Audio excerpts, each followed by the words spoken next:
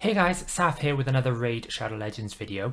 Today we're going to be looking at a topic that I see come up a lot in the community when they're looking to build their clan boss tunes, especially early to mid game players who are looking at a budget unkillable, and that is clan boss stun targeting. It's quite a complex topic and it's not a one size fits all solution. So what we're going to first do is look at all of the criteria that applies to the target the clan boss chooses for its stun, and then what you can do to sort of mitigate those things and force the clan boss to pick a specific target. Throughout the video I'll go through different tools you can use that the community have generated, and hopefully you can use this video as a good reference point. So we're going to get into this and we're going to look at just the core principles first rather than gameplay, and then we will go from there. So we know the clan boss has three main attacks. It'll do 2 AoEs and then a single target stun. We're not too concerned about the AoEs. I've covered that in other videos and we can probably look at it in more detail if people want.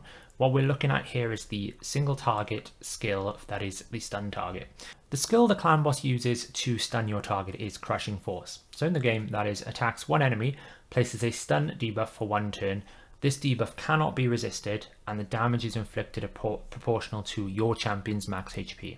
So either you use block debuffs or a cleanser, someone like Doom Priest, to remove the stun.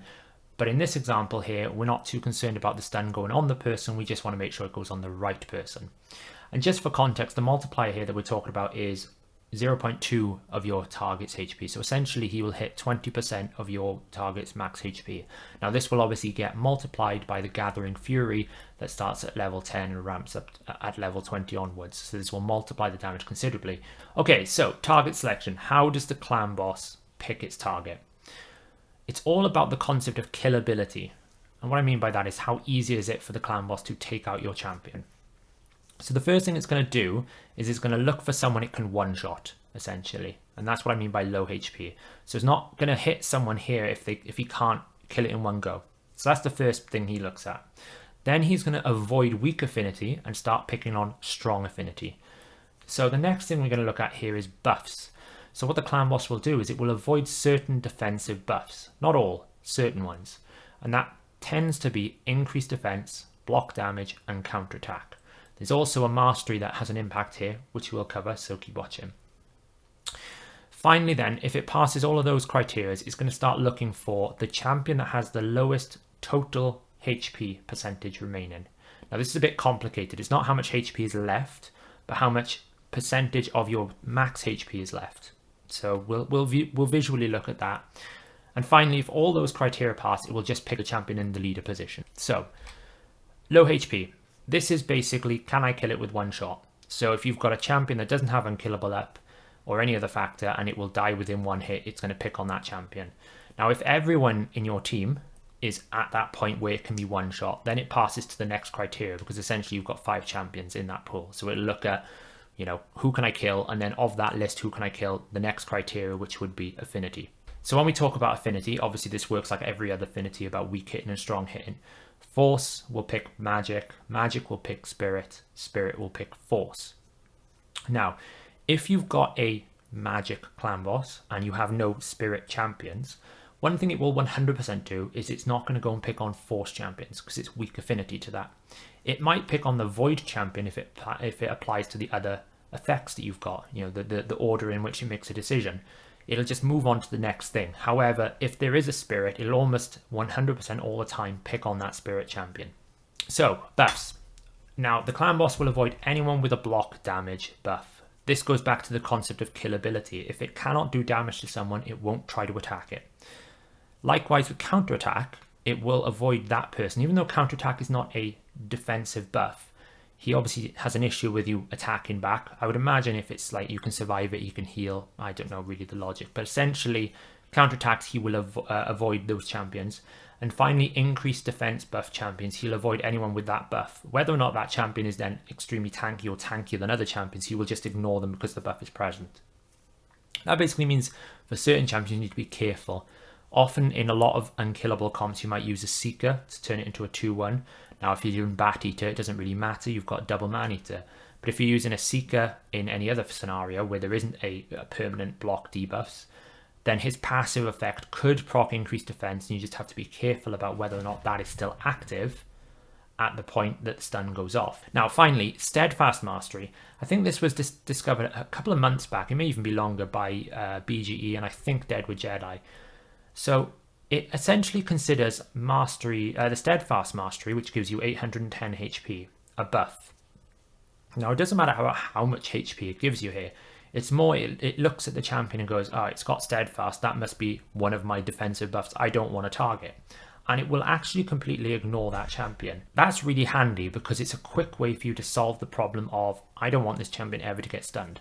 In the Demitha comps that are coming out right now, all the different unkillable, you do have to deal with Affinity and stun targeting. Now, you could literally just say, I never want Demitha to get stunned, give her Steadfast. As long as everyone else doesn't have Steadfast, she will get put like last on the pecking order. Now, one thing you need to remember with some of these buffs, Steadfast is only good if everyone is on a equal footing. If one person is on full HP, but the champion that has Steadfast is basically near one shot, again, he's superseding all these other things and going back to the first point going, I can kill you in one shot, so I'm going to pick on you. That's the only thing to remember with Steadfast. It's not a put it on and it'll fix the problem, but it should help you guide it much easier than trying to do some of the dark arts of stun targeting around making sure buffs are on, making sure you have the right HP percentage, especially what we're about to look at next. One thing to note here, Unkillable buff is not actually one of the buffs that the clan boss considers when it makes its targeting selection. It will pick on anyone with Unkillable. It'll also pick on anyone who's got block debuffs, which is kind of counterintuitive because you'd think you'd want to target someone who can stun. But those types of buffs, including ally protection as well, they're not considered. You can use them quite freely without any consideration. These are the main things you need to be watching for. Any of these three buffs he won't target. Okay, so now we're on to the more complicated concept here, and that is the lowest percentage HP. So once you've passed all those criteria, the clan boss is going to start picking on someone who has the lowest remaining max HP percentage. So what do I mean by that? So we've got two champions here. We've got Drexar and Anax. Let's assume they have 40,000 HP on the Drexar and Anax is 30,000 HP. Now, we could assume that Drexar gets hits for 20,000, which is double what Anax is going to hit for 10,000. That will put them both on 20,000 HP. The difference here is Anax has 66% of his HP remaining, whereas Drexar has 50% of his HP remaining. So the clan boss is going to pick on Drexar because he's got less of his total HP pool left. The logic here, obviously, I guess, is if it's got less max HP, it means it's more killable. Now, the best tool here for anyone looking to build this is a calculator that Rust put together, and he has tidied it up. But if you unlock some of the fields, you can kind of see this math working, and that's what we're going to just take a quick look at now to try and visualize this better.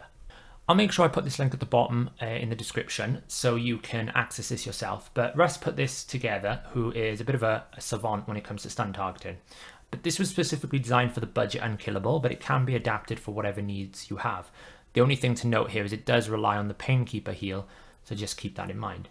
So what this allows me to do is essentially put the champions in and then adjust their HP levels and the defense levels to basically calculate who the stun targets can be. So right now in the current setup, it's Occult Brawler is going to get stunned the remaining turns.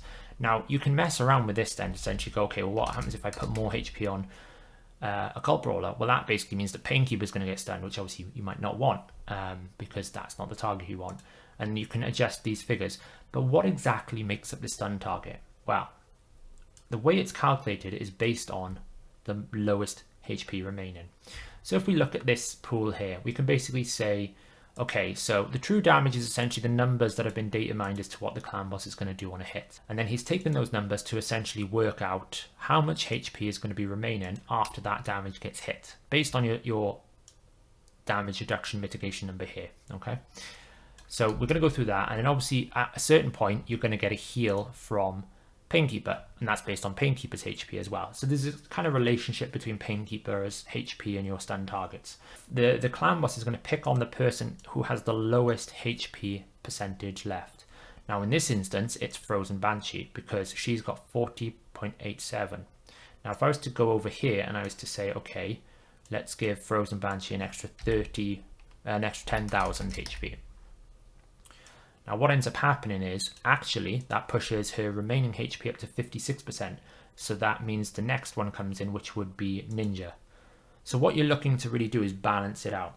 Now as a general rule of thumb, your stun target should be higher HP lowest defense. This is the great thing about this calculator, is you can mess with this. So if you put everyone else at 35,000 and 2200 but put the occult brawler really low defense, high HP, that will guarantee that he is always, on every turn for the stun, the lowest HP percentage every time. So one thing just to note here is masteries will have an impact. Now this assumes that obviously you haven't got any buffs, debuffs, the things that we've talked about, and it also assumes that the Painkeeper is going to be healing at a regular rate. This you can find in the Deadwood Jedi website, where you can find all the tunes, and it will tell you how to configure it, making sure that the stun target is in the right place. The key thing to note here is masteries such as Life Drinker on your stun target is very dangerous. If the stun target heals too much, he will have a greater max HP and therefore could avoid the stun. So I would highly recommend you don't use Life Drinker. Don't rely on any sort of self-healing on that stun target. Let the Painkeeper manage it if you are building budget man-eater. If you're looking at other comps to direct the stun, it comes down to 9 times out of 10 you're looking to pick someone who isn't going to break the tune, and also again, no Life Drinker, making sure that they are always in the lowest HP. So the last thing we want to cover then is leader. So if you've managed to bypass the I can kill you in one shot, and you've bypassed Affinity, and you then bypassed all the buffs and masteries, and finally your lowest HP is not a factor, this goes back to the example I just gave you where everyone is at the highest, like maximum HP in a block damage comp. The clan boss is going to go, I've run out of ideas, I don't know who to kill, so I'm just going to pick on the leader. And I've given a visual representation here to show you who that would be. It's kind of obvious, but just for the sake of visuals here, it would be Fushan in this comp, and he will stun that target every single time. So just to summarize, this is the order in which a clan boss will pick your stun target. Can I kill it in one shot? Followed by, am I strong affinity to it? Followed by, does it have any buffs that I want to avoid? If so, I'm going to avoid that target. Followed by, does it have the lowest percentage of its max HP remaining? And then if all of those are passed, are irrelevant, he will pick the leader. So if you've watched this long, you're a true for science viewer, and I appreciate you sticking around with this. I hope this has helped those who are looking to learn about stun targeting and who are approaching building their first stun target for their clan boss team, or even existing players who are building a new tune. I hope this has helped them understand it better, and hopefully with this information and the tools that I've shown off, you'll be able to take this forward and build your clan boss tune. As always, if you've liked this video, please like and subscribe to our YouTube channel. We release a weekly video on the for science of Raid Shadow Legends, where we look at the data and we take a deep dive into the game and how it works. But we also release weekly videos on New World, and we also have a podcast that goes out on a Friday or a Saturday talking about gaming in general, sometimes Raid Shadow Legends. We've got a spooky Halloween coming this week. So as always, thanks for watching, and I'll catch you in another video.